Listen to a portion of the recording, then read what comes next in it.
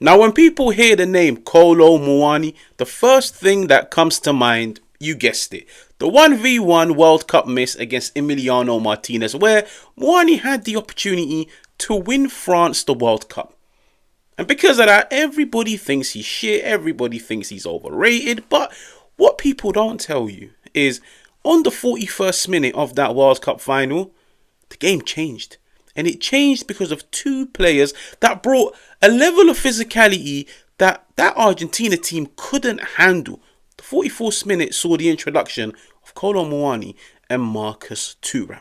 Now, shortly after the World Cup, Kolo Muani makes the big money move, the big money transfer to French giants PSG, getting the opportunity to play his football but also learn from a manager of the likes of Luis Enrique. Now, did he live up to expectations? Did he live up to the price tag? Did he deliver the long-awaited Champions League trophy to PSG? No. Because of that, once again, everybody thinks Kolo Muani was a flop. But I'm here to paint a completely different picture for you guys. Let's look at Kolo Muani's numbers in a bit more detail. Now, you can clearly see Kolo Muani's entire time at PSG, he played roughly 2,688 minutes. Now, if you were to break that down into 90-minute performances, that's around 30 90-minute games. What was his output? 14 goals, 7 assists. 21 goal contributions in roughly 30 90-minute appearances. That's impressive. Now, let's look at Frankfurt, where he built the name Kolo Muani. Roughly 3,634 minutes. That's around 40 90-minute games. But what was the output? 23 goals, 17 assists. Now, that's 40 goal contributions in roughly 40 90-minute games. Those numbers paint a completely different picture. Now that we've familiarized ourselves and got a wider understanding of Kolo Muani, the million-dollar question is, the reason why you guys clicked on this video, what can Kolo Muani bring to Juventus? Why did Thiago Motta feel like this was a necessary signing? And Juventus, they pounced quickly to secure his services. From watching Juventus throughout this entire season, they draw every week, 13 draws in this area, but they're a team that lack that physicality in the central area. They lack that physical presence, that physical profile, a player that can play with his back to goal, a player that can turn defenses, but as soon as he turns them, he's got the physicality, he's got the running power, he's got the acceleration to hurdle challenges and carry the ball forwards, getting it into more dangerous areas. Juventus really missed that profile, because from watching Juventus at times this year, when Kefran Turan picks up the ball and carries from the first phase into the second, you could see the damage he does. But when you see Koop Miners operating in that number 10 role behind Dusan Vlahovic, being the connector to Kenan Yildiz, Conceição, Nico Gonzalez on the right hand side, Koop Miners doesn't have the physicality that somebody like Kolo Muani does.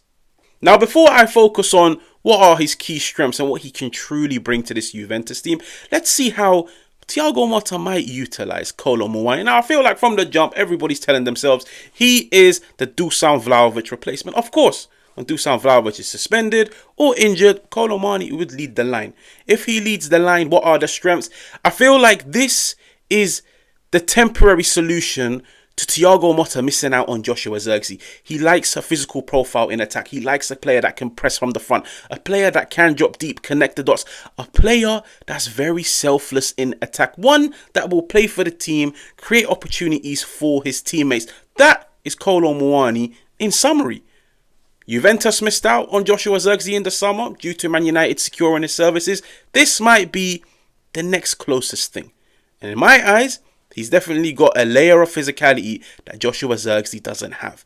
Kolo Muani is faster. But the 4-2-3-1, Kolo Muani at times can lead the line.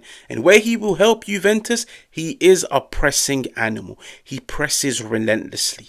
Juventus this season are ranked 16th for pressing off the ball. But I look at it differently.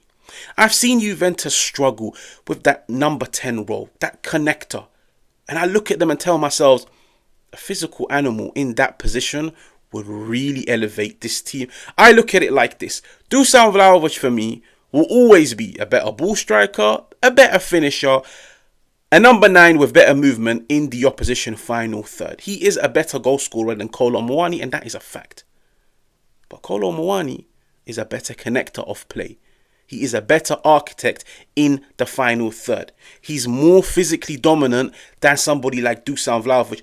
Me personally, I would love to see a little relationship build between those two, where I would roll the dice and put Kolo Muani as that supporting act to Dusan Vlahovic in the 4-2-3-1. Now you can clearly see he will be required to connect the dots, but on top of everything, Kolo Muani is a willing runner. He is a player that can support Dusan Vlahovic, that can make those supporting runs, stretching the opposition in behind with his pace. And I feel like this is a partnership that can solve Juventus' lack of goals. Now, what are 3 key strengths of Kolo Muani that can really elevate this Juventus team? Number 1, his ability to play with his back to goal. Now, you can clearly see this is him in a PSG shirt, receiving the ball 2-3 players in behind, but he's got the close ball control. But most importantly, he's a player that knows how to use his body, turning defenders, and you can clearly see carrying the ball forwards, creating an opportunity out of nothing. Dusan Vlahovic for me is a service striker. You need to feed him in order for him to score. Kolo Muani has shown I can create my own opportunities by just taking the ball, rolling defenders, having that close ball control. During his time at Frankfurt at PSG, he is one of the best dribblers in those leagues in regards to beating the opposition players. Whether it's for sheer skill, for sheer physicality, he gets the beating of opposition defenders and he creates his own opportunities.